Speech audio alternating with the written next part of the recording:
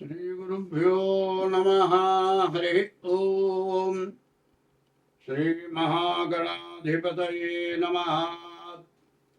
श्रीमहासरस्वत्यै नमः। श्रीगुरुभ्यो नमः। हरि ओम। वंदे शंभुमापतिं सुरगुरुं वंदे जगत्कारणम् वंदे पन्नगभूषणं मृगधरं वंदे पशूनां पतिं वंदे सूर्यशशाङ्कवक्ष्निनयनं वंदे मुकुन्दप्रियं वंदे भक्तजनाश्रयं च वरदं वंदे शिवं शङ्करम् తల్లి నిండు తలంచి పుస్తుకముచి తన్బూనిటిన్ నీవు నాయుల్లంబందున నిల్చి జృంభణముగా నుక్తులు సుశబ్దంబులో శోభిల్లన్ బల్కుము నాదువాక్కునన్ సంప్రీతిన్ జగన్మోహిని కులాబ్జాక్షి సరస్వతి భగవతి భారతి నిక్షేషజాడ్యాపహ.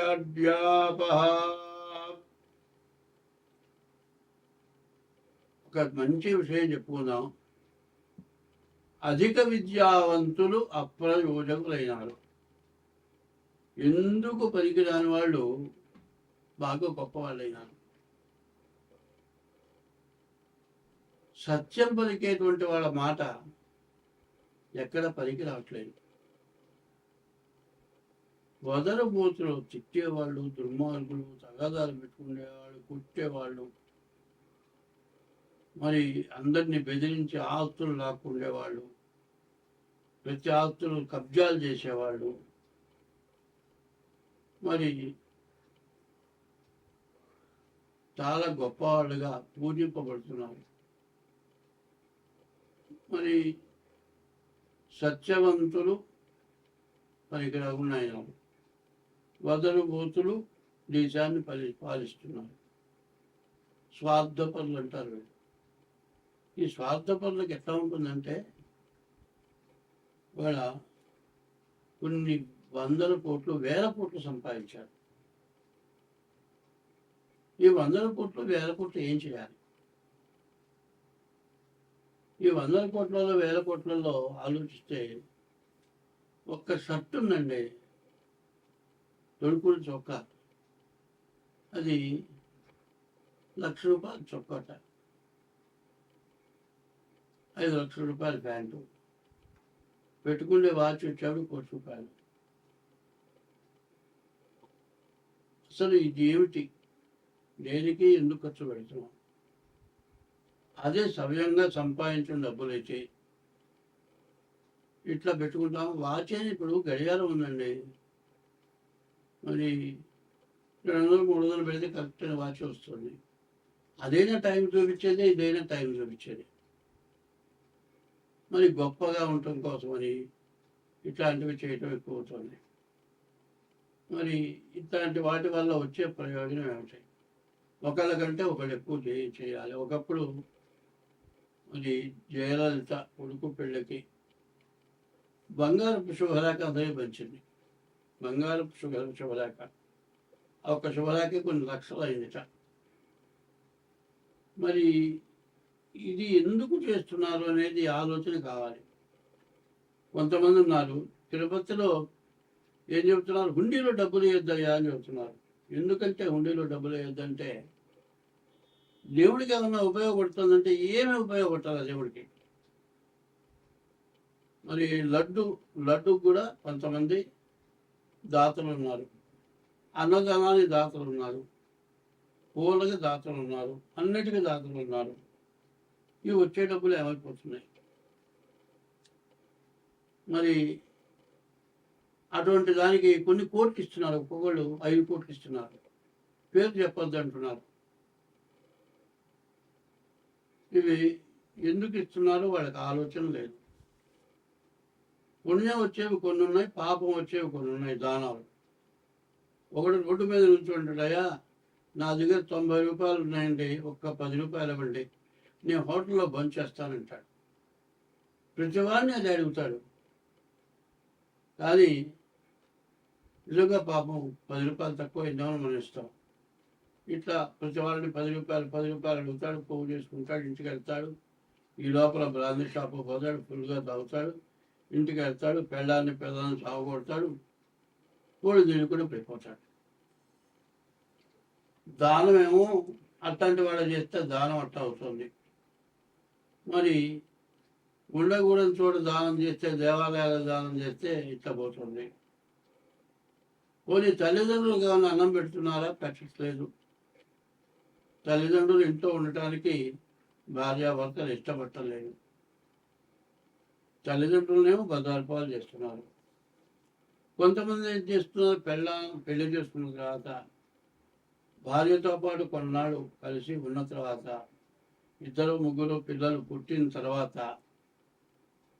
ఆమె శక్తి ఉడిగిపోతుంది. ఎందుకంటే ఒక సంతానం కలిగేటప్పటికే మరి వయసులో ఉన్నటువంటి శక్తి తగ్గిపోతుంది. ఆమె వర్చస్సు తగ్గుతుంది, కళ తగ్గుతుంది. ఇవి బాగాలేదు, ఇంకో దానితో పోతాడు. ఈ పిల్లాన్ని వదిలిపెడతాడు, ఈ పిల్లలను వదిలిపెడతాడు. వాడు పోతాడు, ఇంకో దాంతో తిరుగుతాడు. చివరిలో దాన్ని పెళ్లి చేసుకుంటాడు. ఇక పిల్ల మొహం చూడ్డు, పిల్లల మొహం చూడ్డు, తల్లిదండ్రుల మొహం చూడడు. చివరికి ఈ పిల్ల తల్లిదండ్రులు ఏం చేస్తారు, చూస్తారు. వీడి పిల్లల్ని వీడి తల్లిదండ్రులకు ఒప్పచెప్పేసి ఈ పిల్లల్ని తీసుకెళ్ళి వేరే పెళ్లి చేస్తారు. ఈ ముసలాళ్ళు కొన్నాళ్ళ పాటు చూస్తారు, వీడు పోతారు. వీళ్ళ వయసుడి వీళ్ళు పోతారు. ఈ పిల్లలు అనాథ శరణాలయానికి వెళ్ళిపోతారు. కొంతమంది ముసలివాళ్ళు అనాథ వృద్ధాశ్రమాలకి, అనాథ శరణాలయానికి వెళ్తున్నారు. మరి ఈ పనులు ఎందుకు చేస్తున్నారు? తర్వాత చేసుకున్న భార్య మధ్యలో వదిలేసావు, కొత్త దాంతో పోయినావు. నీ సంపాదన చూస్తుంది, నీ సంపాదన కోసం వచ్చింది అది.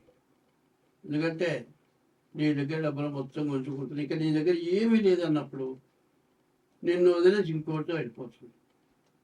ఇటు వెళ్ళం బాయ, అటు ఉంచుకున్నది బాయ. కన్న తల్లిదండ్రులు లేకుండా పోయాయి, మరి కన్న పిల్లలు సంబంధం లేకుండా పోయాయి. చివరికి వాడి జీవితం అవుతుంది, వృధా అయిపోతుంది. మానవుడి జీవితానికి ఏది కావాలి అనేది తెలియదు. మరి ఇదంతా కూడా యవ్వనం చాలా తక్కువ. 100 సంవత్సరాలు మనిషి ఆయుష్లో సరిగ్గా బాగా ఆరోగ్యంగా ఉండే యవ్వనం 10 ఏళ్ళు, 15 ఏళ్ళు. ఈ 15 ఏళ్ళ లోపల చేయరాని పనులని చేసి జీవితాలు నాశనం చేసుకొని వాడు బజార్ను పడి అందరినీ బజార్ను పెట్టి ఇవాళ మన వివాహ వ్యవస్థ ఇక వద్దు, నాకు పెళ్ళి వద్దు అనేటువంటి ఆడపిల్లలు, నాకు పెళ్ళి వద్దు అనేటువంటి మగపిల్లలు తయారైపోయినారు. దీనివల్ల మన భారతదేశం పూర్తిగా పాడైపోయే పరిస్థితి వచ్చింది. దీనివల్ల విపరీతమైన పాపం వచ్చింది. తల్లిదండ్రుల్ని కానీ భార్యని హింసిస్తే ఆ పాపం దేశానికి కొడుతుంది. కాబట్టి దీనివల్ల అందరం నష్టపడుతున్నాం. దీన్ని జాగ్రత్త పడాల్సిన అవసరం చాలా ఉంది. స్వస్తి. 2026 సంవత్సరం మార్చి నెల తులారాశి ఫలితాలు చెప్పుకుందాం. ఈ తులారాశికి శని, రవి, గురువు, కేతువు 4 గ్రహాలు బాగున్నాయి. ఈ 4 గ్రహాల వల్ల వచ్చే ప్రయోజనం మోటార్ ఫీల్డ్ వాళ్ళకి బాగుంది, ఇనుముకి సంబంధించిన పనులు చేసేవాళ్ళకి బాగుంది. మరి రవి బాగున్నాడు, మీరు చేసే దాంట్లో మంచి ఖ్యాతి, వీళ్ళు బాగా వర్క్ చేయగల వాళ్ళు, వీళ్ళు చేస్తే ఎదురు లేదు అనేటువంటి విద్యలో కానీ ఏదైనా వ్యాపారంలో కానీ దేంట్లోనైనా సరే మంచి సాధించగలుగుతారు. లక్ష్మీ స్థానంలో గురువు ఉన్నాడు. విద్య బాగుంటుంది, ఉద్యోగం బాగుంటుంది, విదేశాలకు వెళ్ళాలంటే వెళ్ళగలుగుతారు, మీ ఉద్యోగంలో మంచి ప్రమోషన్లు పొందుతారు. అయితే వ్యాపారస్తులకు పూర్తిగా బాగాలేదు. వివాహం విషయంలో చాలా జాగ్రత్త పడాలి. భృగు షట్క దోషం ఉంది. ఈ భృగు షట్క దోషం వల్ల వివాహమైన భార్యాభర్తలకు కూడా విడిపోయే పరిస్థితి వస్తుంది. ఎక్కడా తొందరపడబాకండి. ఏమాత్రం తొందరపడ్డా మీరు జీవితంలో మళ్ళీ భార్యాభర్తలు కలవటం అనేది మాత్రం పూర్తిగా జరగని పరిస్థితి కనబడుతుంది. కాబట్టి ఇట్లాంటి సమస్యలు ఏదైనా వస్తే నేను చెప్పింది బాగా గుర్తుపెట్టుకొని తొందరపడితే మాత్రం జీవితాలు పనికి రాకుండా పోతాయి. ఒకళ్ళు గొడవ పెట్టుకునేటప్పుడు రెండో వాళ్ళు తగ్గాలి. ఎట్లా ఉంటుందంటే ఇద్దరు భార్యాభర్త ఇద్దరు, ఈ ఇద్దరిలో ఎవరు తొందరపడ్డా ఇబ్బందే. ఇద్దరు తొందరపడ్డారనుకోండి, రెండో చేతులు అట్టా తగిలితే శబ్దం వస్తుంది. ఒక చెయ్యి ఊపితే శబ్దం వస్తుందా? రాదు. ఒకళ్ళు ఎంత గొడవ చేసినా రెండో వాళ్ళు సర్దుకుంటే జీవితం బాగా సాగుతుంది. అందువల్ల ఏంటంటే ఒక బండికి 2 చక్రాలు ఉన్నాయి. ఒక చక్రం పనిచేయకపోతే బండి ఆగిపోతుంది. అందువల్ల గొడవలు రాకుండా ఉంటాయి. కాబట్టి 2 చక్రాలు బాగున్నాయి కదా అని తొందరపడి స్పీడ్ పెరిగితే యాక్సిడెంట్ అవుతుంది. అందువల్ల భార్యాభర్తల విషయంలో తులారాశి వాళ్ళు ఎంత జాగ్రత్త పడితే అంత మంచిది. తొందరపడి వివాహాలు చేసుకోవడం చాలా కష్టం. జాతక రీత్యా చూసుకొని, పెద్దవాళ్ళు చూసిన జాతకం రీత్యా చేసుకోండి. మీరు సొంత ప్రేమ వివాహాలు చేసుకుంటే దాదాపు 100కి 99 మంది విడబడిపోతూ ఉన్నారు. ప్రేమించుకునేటప్పుడైనా సరే మీరు మీ జాతకాలు కలిసినయా లేవా అనేది చూసిన తర్వాత నిర్ణయం చేసుకోవటం మంచిది. మేము ప్రేమించుకున్నాం, మేము పెళ్లి చేసుకుంటామని ఎంతోమంది విడబడిపోతున్నారు. కాబట్టి ఈ రాశి వాళ్ళు వివాహం విషయంలో చాలా జాగ్రత్తగా ఉండాలి. స్వస్తి.